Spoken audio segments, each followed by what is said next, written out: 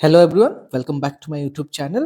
এই ভিডিওটোত মই স্পেশালি তোমালোকক ৰিপোৰ্ট এটা কেনেকে লিখিব লাগে যদি তোমালোকে পঢ়ি যোৱা ৰিপোৰ্টটো যদি কমন নপৰে তেতিয়া তোমালোকে কি কৰিবা ঠিক আছে তো হেইটোৰ ওপৰত মই লৈ আহিছো তো ইয়াতে মই ধুনিয়াকে তোমালোকক কেইটামান পইণ্টছ মই কৈ দিওঁ এই পইণ্টছ কেইটা তোমালোকে মনত ৰাখা কালি এক্সামৰ আগত এবাৰ চাই যাবা বা এক্সামৰ আগত এবাৰ ৰিভাইজ কৰি যাবা এই পইণ্টছ কেইটা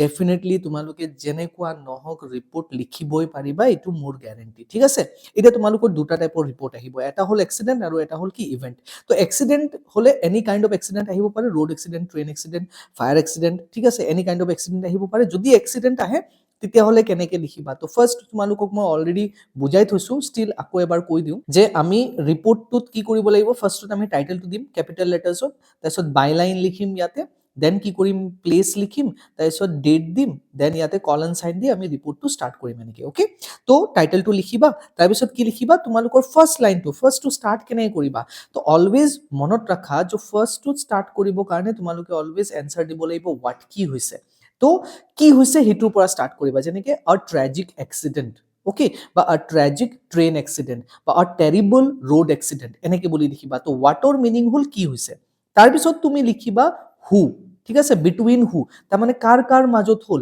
বিটুইন আ ট্ৰাক এণ্ড আ বাস বিটুইন আ প্যাসেঞ্জাৰ ট্ৰেইন এণ্ড আ গুডছ ট্ৰেইন ঠিক আছে তো এনেকে কাৰ মাজত হৈছে হেতু লিখিবা যদি কাৰো মাজত হোৱা নাই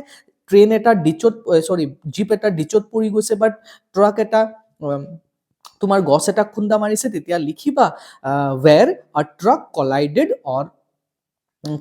or strike head on with a tree এনেকে বুলি লিখি দিলে হল একদম যোনটো কোৱেশ্চনত থাকিব তোমালোকৰ তাৰ পৰা ওয়াৰ্ডছটো লৈ ইয়াতে বহাই দিবা কাৰ মাজত হল বুলি দেন কি কৰিবা নেক্সট টু এনসাৰ দিব লাগিব তোমালোকে whenৰ কেতিয়া হৈছে দ্যাট মিন্স ইয়াতে তোমালোকে টাইমটো ক'ব লাগিব ওকে টাইমটো মানে কি ক'বা কোন দিনাখন হৈছে হেতু লিখিবা অন বুলি দি ডেটটো লিখি দিবা ক্লিয়াৰ তাৰ পিছত কি লিখিবা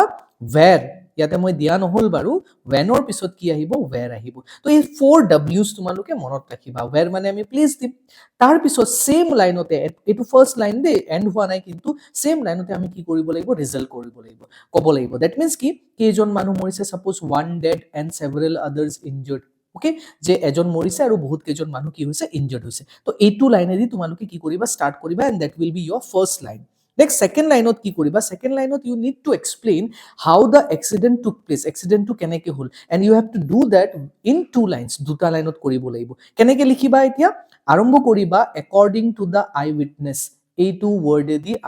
স্টাৰ্ট কৰিলে হল ঠিক আছে according to the eyewitness বা an eyewitness বা eyewitnesses যিকোনো লিখিব পাৰা প্লুৰাল ফৰ্মতো লিখিব পাৰা okay according to the eyewitnesses a bus was coming from dash direction কোনোবা এটা জাগাৰ নাম দিবা অমুকৰ পৰা আহি আছিল ট্ৰেইন হলে কোনটো ষ্টেচনৰ পৰা ট্ৰেইনটো আহি আছিল ক'ত গৈ আছিল হেতু দি লিখিবা a train bound for Delhi started from গুৱাহাটীৰ পৰা স্টাৰ্ট হল ওকে বা কোনোবা এটা প্লেসৰ পৰা স্টাৰ্ট হল তাৰ পিছত এখিনি দিবা ফুল ষ্টপ দিবা নেক্সট কি লিখিবা when it reached যেতিয়া ই আহি পালে এটা পাৰ্টিকুলাৰ প্লেসত আহি পালে যত এক্সিডেন্টটো হৈছিল তাতে আহি পোৱাৰ পিছত এক্সিডেন্টটো কেনেকে হল how it took place so the bus driver or the truck driver lost control and collided with the bus eneke likhi dile hol but the truck driver lost control and that bus fell on a ditch eneke likhi dile hol thik ase whatever happened duta line or two lines ot likhiba next ki hobo accident to hoi gol tar pisot ki hobo local people came ঠিক আছে sorry local পিপল আহাৰ আগতে তোমালোকে তেতিয়া লিখিবা number of people injured or dead কিমানজন মানুহ ইনজুৰ্ড হৈছে আৰু কিমানজন মানুহ মৰিছে ইয়াতে তোমালোকে ডিটেইল দিবা যে যোনজন মানুহ মৰিছে কাৰোবাৰ যদি ডেথ হৈছে তেতিয়া হলে বয় অৰ আ ম্যান নেমড নামটো দি দিলা এজটো দি দিলা হেনেকে তোমালোকে লিখিব পাৰা ঠিক আছে তাৰ পিছত নেক্সট কি লিখিবা local people arrived and helped the injured local মানুহ আহিব যিকোনো এক্সিডেন্টতে লোকাল মানুহ আহে তো লোকাল মানুহ আহিব আহি কি কৰিব হেল্প কৰিব ওকে তাৰ পিছত নেক্সট আমি কি লিখিম ৰেস্কিউ অপাৰেশন ঠিক আছে ৰেস্কিউ টিম বা এম্বুলেন্স আহিব then medical help provided to the injureds okay তাৰ পিছত তোমালোকে ইয়াতে লিখিবা the ambulance took the injureds to the nearby hospital local হস্পিটেলৰ নাম এটা দি দিলা ঠিক আছে এইটো হ'ব এইটো এক্সিডেন্টৰ পিছত এইটো কম্পালসৰি সবতে লাগিব next action taken by police and authorities তাৰ পিছত কি অ্যাকশন লোৱা গল পুলিশে কি অ্যাকশন হলে police started the investigation arrested the truck ড্ৰাইভাৰক অ্যাৰেস্ট কৰিলে সিম্পল এনেকে এটা লাইন এড কৰি দিবা দেন প্ৰেজেন্ট সিচুৱেশন তাৰ পিছত এট প্ৰেজেন্ট সিচুৱেশনটো কেনেকুৱা তো at present the situation was still tense okay তাৰপিছত কি লিখিব পাৰা, traffic was stopped entirely on the road, ৰোডৰ ট্ৰেফিকটো বন্ধ কৰি দিয়া হ'ল, বা এইটো লাইন নিলিখিলেও তোমালোকে এই লাষ্ট লাইনেদি এণ্ড কৰি দিব পাৰা, ঠিক আছে, যে it was reported that the accident took place due to the negligence of the truck driver, but due to the truck driver was drinking under the influence of alcohol. Okay, but the train accident took place due to the failure of braking system in the train or the technical default in the braking system বুলি লিখিব পাৰা। তো এটা cause ইয়াতে কৈ দিবা যে কিহৰ কাৰণে এক্সিডেণ্টটো হ'ল, লাষ্টত সেইটো লাগিব। তো that is how a report on accident should be written, and these are the points, এইটো হ'ল পইণ্টছ কেইটা, ঠিক আছে। এইবাৰ আমি ইভেণ্টছত আহোঁ। ইভেণ্টছৰ যদি হয় তেতিয়া কেনেকৈ লিখিবা, চ' ছেম টাইটেল দিলা, তাৰপিছত বাইলাইন লিখিবা, প্লেচ ডেট এক্সেক্টলি ছেম। ইয়াতেও তোমালোকে সেই ডব্লিউ কেইটাৰ এনচাৰ দিব লাগিব, যে হোৱাট ইজ বিং অৰ্গেনাইজড, কি অৰ্গেনাইজ কৰা হৈছে। তো name and nature of the event, ইভেণ্টৰ নাম লিখিবা, কিবা এটা নাম থাকিব, celebration of teachers day, celebration of তোমাৰ শিল্পী দিৱস, ঠিক আছে, independence day celebration, or cleanliness week, seminar on days, তো হোৱাট এভাৰ ইট ইজ, তো নামটো দিবা। দেন কি কৰিবা, অৰ্গেনাইজড বাই, সেম লাইনতে আফটাৰ দ্যাট কি লিখিবা, organised by the students of the, organised by the club, organised by that organisation. তো যোনটো হোক তাতে ইয়াতে বাই বুলি দি তোমালোকে সেইটো লিখিবা, সেম লাইন। নেক্সট কি কৰিবা, ডেট, কোনদিনাখন হ'ব বা হৈছে, তাৰপিছত কিমানটা বজাত হৈছে, এণ্ড ভেনিউ, মানে কোনটো জেগাত হৈছে, ডেটৰ আগত অন, টাইমৰ আগত ইন, আৰু ভেনিউৰ আগত ইন বা এট দিবা, ঠিক আছে। দেন তোমালোকে কি লিখিবা, এইটো নেচেচাৰী নহয়, বাট ট্ৰাই কৰিবা লিখিবৰ কাৰণে, পাৰ্পাছটো, সেই ইভেণ্টটো অৰ্গেনাইজ যে কৰিছা, হোৱাট ইজ ইয়ৰ পাৰ্পাছ, তোমাৰ পাৰ্পাছটো কি, ঠিক আছে। যেনেকৈ ক্লিনলিনেছ উইকটো যদি আমি অৰ্গেনাইজ কৰিছোঁ, তো what should be our purpose, our purpose is to বুলি দিলে হ'ল, in order to create awareness among the students about cleanliness and hygiene, that's all, এইখিনি লিখি দিবা, ফুল ষ্টপ দি দিবা, ফাৰ্ষ্ট লাইন কমপ্লিট। নেক্সট লাইনত কি কৰিবা, কোনে ইনগ্ৰেট কৰিলে, ইনগ্ৰেটেড বাই, ঠিক আছে, ইয়াতে লিখি দিবা তুমি, চিফ গেষ্টে কৰিছে যদি চিফ গেষ্ট বুলি লিখি নাম এটা দি দিবা, কোন হয় মানুহজন, ডেজিগনেশ্যন এটা দিবা, আৰু যদি সেইটো মনত নাথাকে ডাইৰেক্ট চিম্পলি লিখিবা, inaugurated by the principal, the event was inaugurated by the principal of the school, বা এটা যিকোনো নাম এটা লিখি দিব পাৰা প্ৰিন্সিপালজনৰ। নেক্সট কি লিখিবা, the principal president gave a welcome speech, তো প্ৰিন্সিপাল স্কুল হ'লে প্ৰিন্সিপাল, যদি বেলেগ অৰ্গেনাইজেশ্যন হয় তেতিয়াহ'লে প্ৰেচিডেণ্ট বুলি লিখিবা। তো তেখেতে কি কৰিব, স্পীচ দিব, তো স্পীচটো লিখিবা, the principal or president gave a speech, ঠিক আছে। Then welcome the chief guest with a phulam gamosa, তাৰপিছত তেখেতে কি কৰিব, প্ৰিন্সিপাল বা প্ৰেচিডেণ্টে he welcome the chief guest with a phulam gamosa and এ জাপি বুলি লিখিব পাৰা, welcome with a phulam gamosa and আ মেমেণ্টো বুলি লিখিব পাৰা। অ'কে, এইকেইটা ৱৰ্ড মনত ৰাখিলে হ'ল। নেক্সট, চিফ গেষ্টক ৱেলকাম কৰাৰ পিছত now chief guest will deliver a speech, ঠিক আছে। এতিয়া তোমালোকে লিখিবা, the chief guest then spoke about, কিহৰ ওপৰত কথা পাতিছে, স্পোক about, যোনটো টপিকৰ ওপৰত তোমালোকে প্ৰগ্ৰামটো পাতিছা সেই টপিকৰ নামটো লিখিবা ইয়াতে, স্পোক about ডেছ, অ'কে। তাৰপিছত স্পোক এবাউট লিখিলা, দেন নেক্সট লাইনত তোমালোকে কি কৰিবা, আৰু এটা লাইন লাগিব, টু লাইনছ লাগিব ইয়াতে। নেক্সট লাইনত কি লিখিবা, হি অলছ' মেনশ্যনড বা হি অলছ' এডভাইজড, এনেকে বুলি দিবা, he also' advised the students to plant more trees, he also' advised the students two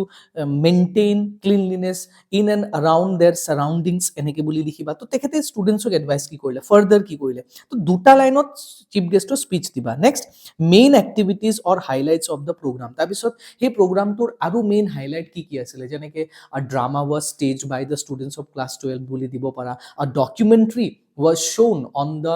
importance of sanitation and hygiene, সেইটোৰ ওপৰত দিব পাৰা। তো কি ইভেণ্ট, আৰু যদি এইটো নাই তেতিয়াহ'লে নাই, দিব নালাগে। ডাইৰেক্ট কি কৰিবা, পাৰ্টিচিপেশ্যন অফ ষ্টুডেণ্টছ লিখিবা, যে ষ্টুডেণ্টছবিলাকে কিহত কিহত পাৰ্টিচিপেট কৰিলে। যদি কম্পিটিশ্যনছ পাতিছা তেতিয়া এনেকৈ লিখিবা, the students participated in quiz competition, essay competition, poster making competition organised on the day, এনেকৈ বুলি দিবা। কম্পিটিশ্যন যদি হয় কি হ'ব, প্ৰাইজ ডিষ্ট্ৰিবিউশ্যন হ'ব। তাৰপিছত নেক্সট লাইনত তোমালোকে লিখিবা, prizes were distributed among the winners, আৰু কোনোবা এজন স্পেচিয়েল মেনশ্যন কৰি দিবা যে অমুক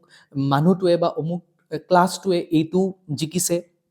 এই প্ৰাইজটো পাইছে, ঠিক আছে। দেন লাষ্টৰ ফালে আহিছোঁ আমি, নেক্সট কি লিখিবা, response of audience or success of the event. Next, response, অডিয়েন্সে কি ৰেছপন্স কৰিলে, যদি ইভেণ্টটো পাব্লিক হয় তেতিয়াহ'লে মানুহবিলাকে ৰেছপন্স কৰিব কেনেকুৱা, ভাল ৰেছপন্স কৰিব, মানুহবিলাকে ভাল পাতা বুলি ক'ব, এপ্ৰিচিয়েট কৰিব, সেইটো লিখিবা। The people in and around the area appreciated the students of XYZ college for organizing such a beautiful event, okay, such an inspiring event সেনেকে বুলি দিবা।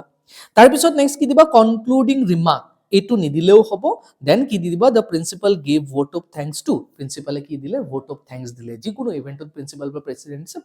ভোট অফ থেংকছ দিয়ে। কাক কাক দিব, তো ফাৰ্ষ্টটো হ'ব চিফ গেষ্ট, অ'কে। তাৰপিছত কি হ'ব, আদাৰ ডিগনিটাৰিজ এণ্ড গেষ্ট, বাকী যোনবিলাক আদাৰ গেষ্ট আছে তেওঁলোকক। তাৰপিছত কি হ'ব, টিচাৰ্ছ, তাৰপিছত কি হ'ব, students and students for making the event successful, that's all, এনেকে এণ্ড কৰিব পাৰা। বা তোমালোকে এনেকে এণ্ড কৰিব পাৰা, the event concluded or event ended with the singing of the national anthem, এনেকে বুলিও এণ্ড কৰিব পাৰা। তো এইকেইটা পইণ্ট তোমালোকে মনত ৰাখিবা। তোমালোকৰ এক্সামত যিয়ে ৰিপৰ্ট নাহক কিয়, এইকেইটা পইণ্ট যদি তোমালোকে মনত ৰাখা, এটলিষ্ট কিবা হ'লেও লিখি আহিব পাৰিবা। যদি তোমালোকে এইকেইটা এক্সপ্লেইন কৰিব আহিব পাৰিছা, ৱৰ্ষ্ট কেছ চিনাৰিঅ'ত যদি তোমাৰ বহুত বেয়াও হয়, তথাপিও তুমি 4 to 5 মাৰ্কছ এটা আৰামছে পাবা, যদি এইখিনি পইণ্ট যদি টাচ কৰিব পাৰিছা। আৰু যদি ভালকে লিখিব পাৰিছা, দেন 8 মাৰ্কছটো গ্যাৰেণ্টিড, 8 to 9 মাৰ্কছ তোমালোকে 100% পাবাই। গতিকে এইখিনি বস্তু মনত ৰাখিবা, এইকেইটা পইণ্ট ইনক্লুড মই কৰিবই লাগিব। আৰু এৰি নিদিবা, কিন্তু ৰিপৰ্টত 10 মাৰ্কছ আছে, ৰিপৰ্ট যদি এৰি দিয়া 10 মাৰ্কছ গুচি গ'ল, একো যদি নিলিখা, তো এই 10 মাৰ্কছটো ইমান ইজিলি যাব নিদিবা। বহুত ইজি হয় ৰিপৰ্ট লিখাটো, just you need to know the right points that you need to include in your report, and মই ইয়াতে সেইখিনি তোমালোকক দিব ট্ৰাই কৰিছো। তো আই হোপ তোমালোকে বুজি পাইছা, এণ্ড প্লিজ ভালকে পঢ়া, ভালকে এক্সাম দিয়া, কাম থাকিবা, নাৰ্ভাছ নহবা, পঢ়া বস্তুখিনিয়ে তোমালোকৰ এক্সামত আহিব, গতিকে একো চিন্তা কৰিবলগীয়া নহয়। তো once again from my side, best of luck to each and every one of you all, and thank you very much for watching my video and supporting me all through this journey of yours. Thank you.